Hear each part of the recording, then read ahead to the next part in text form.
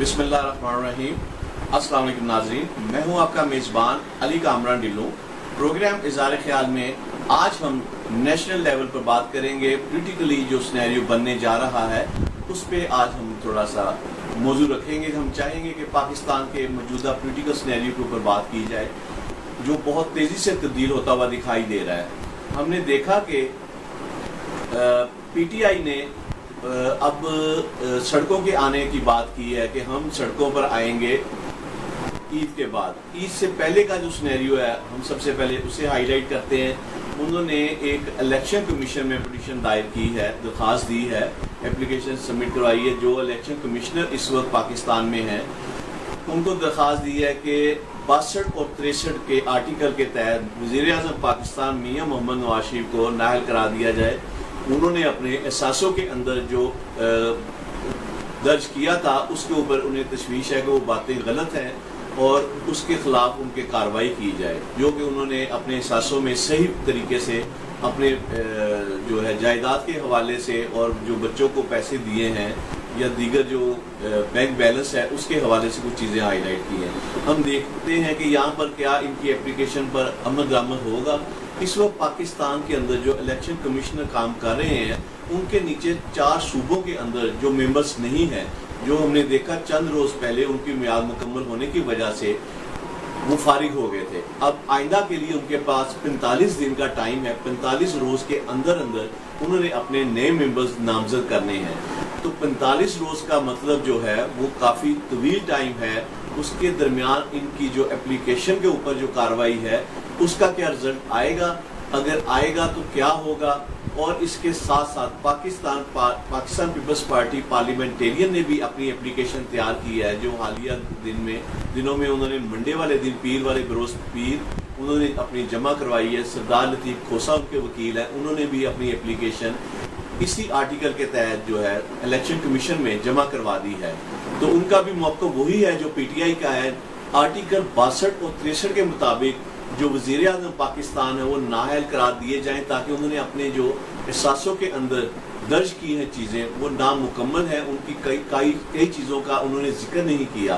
तो हम देखेंगे कि क्या इनकी जो एप्लीकेशंस जो इलेक्शन कमीशन पर जो करवाई है इन्होंने जमा, उस पर कोई अमल दरामद होता है। यकीनन जब तक इलेक्शन कमीशन मुकम्मल नहीं हो पाता तब तक इस पर अमल दरामद दिखाई नहीं देता।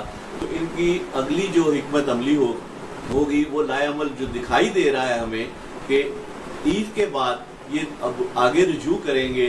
क्योंकि इमरान खान ने ये अपने हालिया प्रोग्राम्स में ये कहा है कि हम जो है पहले सड़कों पर जाने से पहले हम कोशिश करेंगे अपने कानूनी तरीकाकार जो है उसके मुताबिक हुकूमत के ख़िलाफ़ हम जो है ना रजू करेंगे। इलेक्शन कमीशन से हम रजू करेंगे, उसके बाद हम सुप्रीम कोर्ट में भी जाएंगे। दीगर अदालतों से रब्ता करने का उन्होंने 12 दफ़ा जिक्र किया है।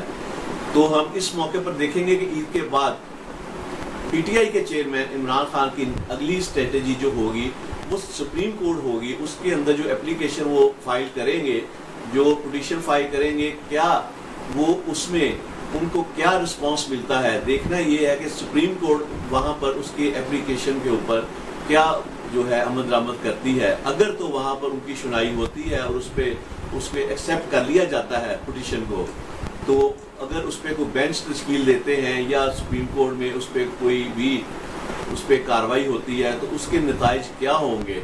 और देखना ये है कि जो तजियाकार भी बाकी ये कह रहे हैं कि आने वाले दिनों में अगर सुप्रीम कोर्ट से ही कोई ऐसे आर्डर सादर कर दिए जाते हैं तो क्या वज़ीर-ए-आज़म पाकिस्तान के लिए मुश्किलात खड़ी हो पाती हैं। अगर वो मुश्किलात होती हैं तो पार्लियामेंट के अंदर उससे पहले अगर वज़ीर-ए-आज़म पाकिस्तान मियां मोहम्मद नवाज शरीफ जो कि आज का हालिया दिनों में वो बीमार हैं, लंदन में हैं, ज़ेरे इलाज हैं, उनका ऑपरेशन भी हार्ट का हुआ है, तो उनका तकरीबन 1 माह से ज़्यादा वक्त हो गया है। उसी के दरमियान उन्होंने वहाँ बैठकर अब चंद दिनों में अपनी जो हिकमत अमली अपनाई है, उन्होंने अपने जो सेक्रेटरी हैं और दीगर जो सियासी मिनिस्टर्स हैं, कारकुनान हैं, उनसे राब्ते बहाल कर लिए हैं। तो देखना यह है कि उनकी अगली स्ट्रेटजी क्या होगी। वो पाकिस्तान ईद से पहले आते हैं या ईद के बाद आते हैं।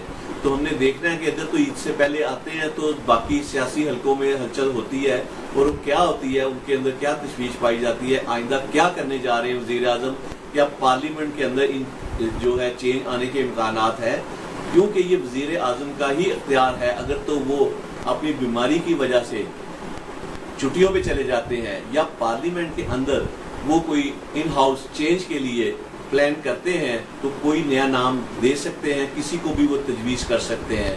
تو کیا ان کی تجویز کے بعد جو اب ہم نے دیکھا پاکستان پیپلز پارٹی جو ماضی میں 2014 میں جو دھرنا ہوا تھا طارق قادری عمران خان صاحب کا، اس میں ہم نے قادری صاحب کی بھی جو اس وقت جو حکمت عملی تھی عوام کو بہت مشکل میں ڈال دیا تھا، اس کے درمیان انہوں نے وہاں پر اس کرائسس سے تو میاں محمد نواز شریف نکل گئے تھے، لیکن بہت ساری مشکلات کا ان کو سامنا کرنا پڑا.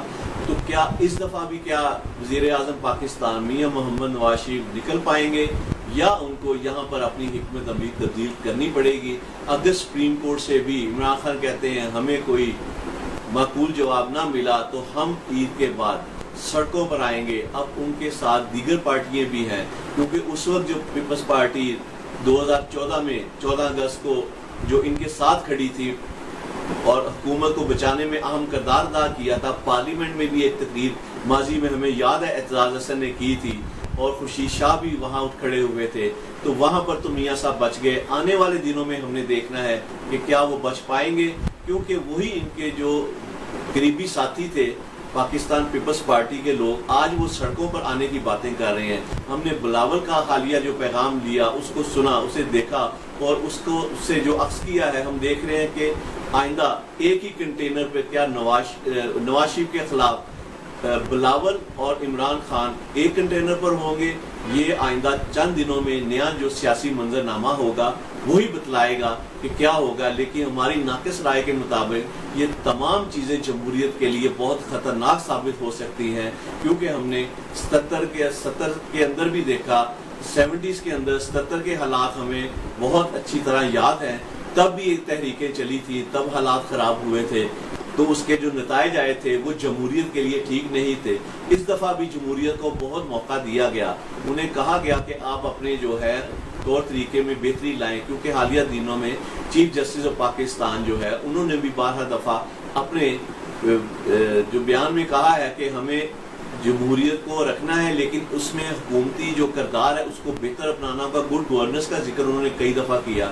گڈ گورننس ملک میں انہیں دکھائی نہیں دیتی اور دیگر میسیجز بھی ان کے جو ہیں وہ جمہوریت کے ایک اوپر چارج شیٹ کی طرح دکھائی دے رہے ہیں. ہمیں اب دیکھنا ہے کہ کیا جمہوریت کے چیمپئن اس دفعہ ان مشکلات سے نکل پائیں گے یا سڑکوں پر تصادم کی صورت ہوگی. کہیں خدا نہ خواستہ 2014 کی طرح پھر نہ کوئی ایسے واقعات ہوں جو جمہوریت کے لیے ایک سوالیہ نشان بن جائے. اب ہمیں امن کا راستہ اختیار کرنا چاہیے، مشاورت کا راستہ اختیار کرنا چاہیے.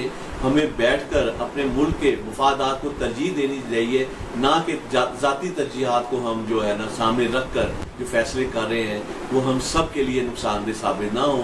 تو اس لیے میری گزارش ہے کہ مرکز اور صوبوں کو جو 18ویں 19ویں 20ویں اور 21ویں ترمیم کے بعد بہت سارے اختیارات مل چکے ہیں، اس پر انہیں غور کرنا چاہیے اور عوام کے فلاح بہبود کے لیے کام کرنے چاہیے. اگر خدا نہ خواستہ یہ ناکام ہوتے ہیں تو پھر انہیں بہت ساری مشکلات میں جانا پڑے گا. آج کا پروگرام یہیں پر اختتام کرتے ہیں. آئندہ کے پروگرام میں ہم نئے موضوع کے ساتھ دوبارہ حاضر خدمت ہوں گے. تب تک کے لیے اپنے میزبان علی کامران ڈیلو کو اجازت دیجیے. اللہ حافظ.